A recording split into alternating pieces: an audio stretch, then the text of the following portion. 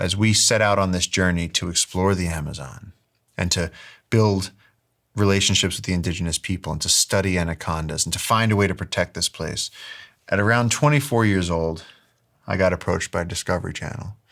And they said, "Kid, we've never seen one like you. Let's do a show where we take people into the Amazon rainforest and show them anacondas." And I said, "That'd be amazing."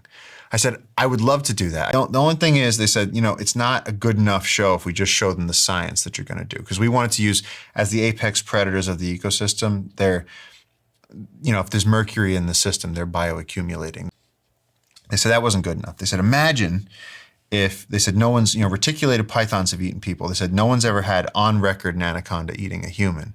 And I said, it happens. It happens, but it doesn't happen where no one's taking a picture of it.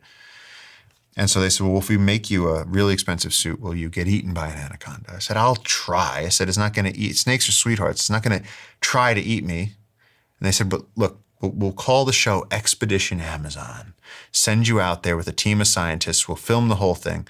Long story short, I agreed to it because what I thought at the time was, I keep seeing forests getting burned. All of those monkeys and birds and snakes and beautiful animals that are getting incinerated. And they're telling me, all I got to do to get a TV show that'll reach millions of people and let me get that message out there, all I got to do is at the end do this silly stunt to show people that snakes aren't that bad. And so we filmed this show for 6 weeks. You agreed to what? I agreed to potentially be eaten by an anaconda. I would have cut off my foot to save the forest. I'll do anything to save the forest. It had none of the conservation message that I was promised would be in the show.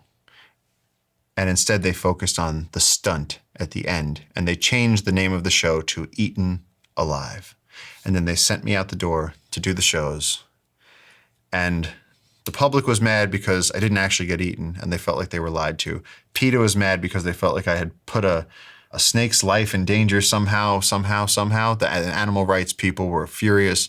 You're just in this for the thrill, and you're not really a conservationist. So put me out of work for years.